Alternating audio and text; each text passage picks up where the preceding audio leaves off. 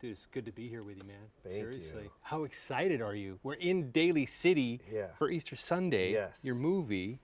What made you choose Daly City? This is the town that blew me up, basically, especially in the Bay Area. It's like that when I found out Daly City was a community of Filipinos, because I didn't know that. I'm not from the Bay. It's just well, the way the way you're received here, everybody would think you are. Yeah, I know. Right? It's nuts. It's like the Cobb's Comedy Club, the Punchline, like the numbers were just ridiculous. Like I would literally have to stay here for 2.5 weeks to finish my run of shows. And that's like, it was just like always talking to fans, and it's just like, oh, I'm from Daly City. Oh, I'm from Daly City. Oh, I'm like, are you all from Daly City?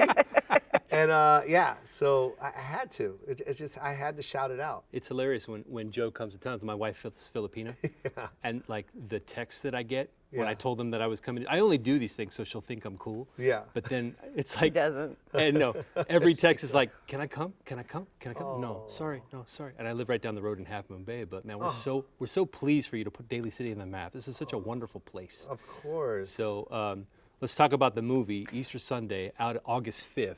Yeah. So when the character of the mom, the very first time I heard your comedy, it was that bit about you not breathing when you're sleeping, and your mom was freaking out, and I'm just crying laughing. And so watching this character in this movie, I was like, there's that. Thank you for saying that. Yeah. Because that was so important to me. Okay. It really, really was important to me. So, during the cast call, talking to the director and of course the producers, I'm like, you guys, like, we can't just have someone come here and just get the role as my mom.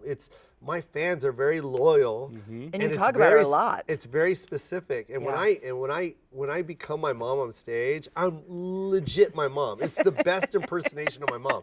No one does my mom's impersonation better than me. Yeah. So if someone were to come in and do a bad representation of that, it's not going to go over well. And when I talked to Lydia, who is a genius, Lydia Gaston plays my mom, it was just one conversation. I just asked her, I go, please, I told her the same thing I said to you. And she watched all my specials. And then the first scene that we shot, when Jay said cut, tears came out. Oh my God.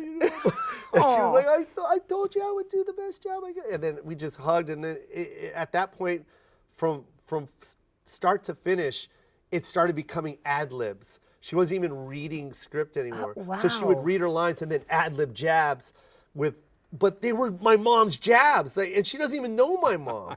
And I was just like, I remember in between takes, I'd be like, yo, what? Like my mom does that. And then we'd laugh and we'd cry. So yeah, Lydia Gaston, she crushed the movie. She's a pro. Yeah, she's amazing. That's incredible. At what point did you decide that your mom was like going to be one of the focal points of your comedy? At what point, how old were you when you were like, Mom is great questions. Mom is hilarious. Gosh, these are great questions. It wasn't, okay, first of all, I always talked about my mom. Right. That was my whole... I'm talking about when you were a kid. I understand what you're saying. But when I was a kid, I didn't mean to cut you off. No, it's fine. I know what you're talking about. I didn't mean to cut you off. Bro. No, You have to. when I was a kid, like that was always my thing. It was like, I was such a big fan of Eddie Murphy, right? Like he would talk about his Aunt Bunny and his Uncle Gus and his mom and all that stuff. And I would do like with my friends, I would impersonate my mom or with my mom. She would say something to me and I would say it back to her. And it was just always fun. But to go on stage and do it, I could not do it. It was like sometimes I would do it and people wouldn't laugh. You're being too specific. We didn't get it. Even like Hollywood would be like, oh, we don't really get it. So I had to figure out a way to tell that story without being too specific, right? And how can I tell people I'm Filipino without telling people I'm Filipino? And it was Christmas when I bought my son the Wii. When that was a big thing. Yeah. And I've never seen my mom play a video game in her life.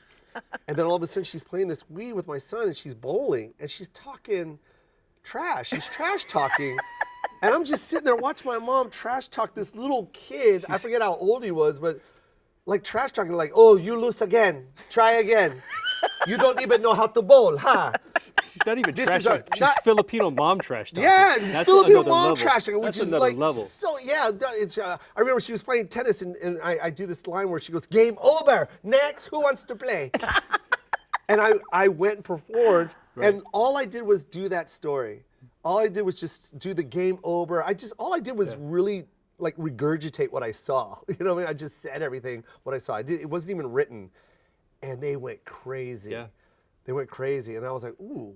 And then I was like, I'll do that on my special, and I did it on my first special, and then next thing you know, people started coming to see me like in weird places like St. Charles, Illinois, or you know, Omaha, Nebraska, and it's not Filipinos, white people, black people, Latinos walking up to me with weed controllers. Mm-hmm. It's everybody. Like literally in my merch line with weed controllers, like, yo, my mom talks shit too. Swear.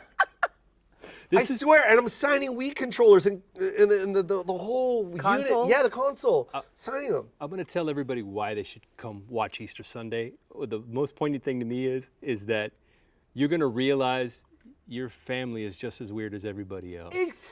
That's Who is this guy? That's my favorite part of this whole thing, because we all think our families are weird. Yeah. Like, I'm Mexican, my wife's Filipino. Like, we get together, and when you bring somebody else into the fold, then you realize how weird it is. Yeah. And then a movie like yours comes out, and all of a sudden it's like normalizes it. So, yeah, everybody should come and see it, man.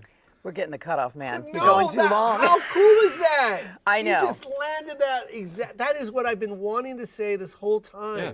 No, it resonates. Like the past normalization for Asians was just like, oh, we can make fun, we can squint our eyes and buck our teeth, and that's normal. And if you're Asian, just accept it because that's how we see you. That's your identity here. Right. And it singled out so many people that weren't. We were just lumped into one group of Asians. You're an Asian. Well, there's several Asians, but for some reason, it's normal for us to be identified as bucktooth. Oh, that's the joke. Have an accent. Oh, that's the joke. Right. But what you're saying is like exactly what I'm trying to say. It's like the joke isn't the accent. My mom's just a mom. There's no difference from my mom's accent or Jeff Foxworthy's mom's accent. Exactly. It's a Southern accent. They're both speaking English. They're both Americans. And they're just both moms. We're So all there's doing no this. difference. We all have the same childhood traumas. Exactly. And that's what this movie is. It's going to normalize something that we just all think is normal. Family drama. Family drama. Perfect. You guys nailed it. Dude, God, thank I you for the love time. you. No, thank you for your time. Yes,